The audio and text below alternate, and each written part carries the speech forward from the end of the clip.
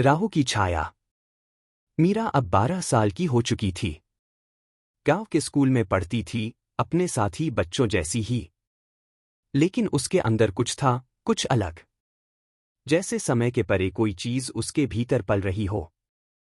वो खुद भी नहीं समझ पाती थी कि कुछ अजीब उसके साथ क्यों होता है। एक दिन जब वो स्कूल से घर लौट रही थी, तो रास्ते में अचानक उसके पैर रुक गए। सामने एक छोटी पहाड़ी थी, जिसके ऊपर कुछ पेड़ थे। वो चुपचाप उस पहाड़ी की तरफ बढ़ गई। घर पे किसी को बताया नहीं। उसके कदम जैसे किसी और शक्ति के वश में थे। जब वो पहाड़ी के ऊपर पहुंची, उसने देखा एक प्राचीन सा चबूतरा, जिसमें एक छोटी सी मूर्ति और कुछ पुराने लिखावट के चिन्ह थे। जैसे किसी ने शताब्दी पहले उसे वहां छोड़ा हो। उसके हाथ उस मूर्ति को छूने के लिए आगे बढ़े। लेकिन जैसे ही उसने उसे छुआ, उसकी आंखों के सामने एक तेज रोशनी छाई और उसने सपने जैसे कुछ दृश्य देखे। एक बड़ी सी सेना, एक मंदिर और एक राजकुमारी, बिल्कुल उसी जैसा चेहरा, लेकिन शाही पोशाक में। और फिर एक अंधेरा, एक युद्ध और एक आखिरी रुदन। वो घबराकर पीछे हटी। उसका सांस लेना मुश्किल हो गया। उसने तुरंत नीचे दौड़ लगाई और घर लौट आई। पूरे दिन वो चुप रही, किसी से कुछ नहीं बोली। अगली रात उसने फिर एक सपना देखा। इस बार उस सपने में उसने देखा कि उसके सामने एक आदमी खड़ा था, काले वस्त्र, गले में रुद्राक्ष, आंखों में कुछ ऐसी गहराई जैसे वो उसकी आत्मा को देख रहा हो। उसने कहा, राहु जाग चुका है। तुम्हारा समय शुरू हो गया है, मीरा। उसी दिन गांव में एक अजीब घटना हुई।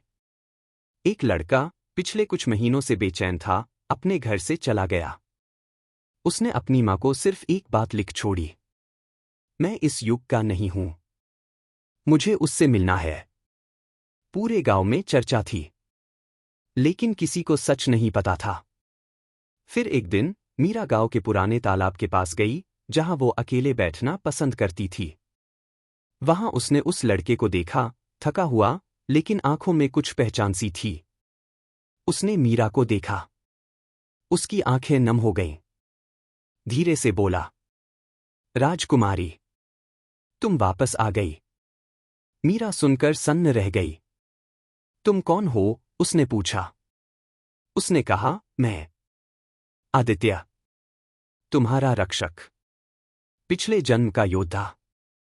तुम मुझे भूल गई, लेकिन मैं तुम्हें याद करता रहा हर युग में।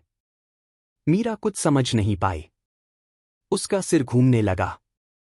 इतनी बातें, इतने सपने, इतनी तस्वीरें, क्या सच था, क्या कल्पना? वापस घर आकर उसने अपनी मां से पूरा सच कहा। सावित्री ने फिर से आचार्य देवनाथ को बुलाया। आचार्य आए और इस बार उन्होंने मीरा और आदित्य दोनों की कुंडली देखी। दोनों का जन्म अलग दिन, अलग समय, लेकिन ग्रह एक जैसी दिशाओं में थे। दोनों के चार्ट में राहु केतु का विशेष योग था और एक पुराना सूत्र मिला जो कहता था, जब युग बदलेगा तब दो आत्माएं वापस मिलेंगी। एक जो भविष्य देखेगी और एक जो उसे सुरक्षित रखेगी। आचार्य ने कहा, ये दोनों इस युग के लिए नहीं बने। इनका कर्म फिर से जीवित हुआ है। जो कुछ पिछले जन्म में अधूरा छोड़ा गया था, उसका हिसाब इन्हें इस जन्म में पूरा करना होगा। अब इनका सामना होगा राहु की छाया से। उस रात मीरा छुप छुप कर अपनी कुंडली देखती रही। उसे अब पता चल गया था, ये रेखाएं सिर्फ भविष्यवाणी नहीं थीं, ये उसकी किस्मत थी। और उस किस्मत का अगला मोड़ अब दूर नहीं था।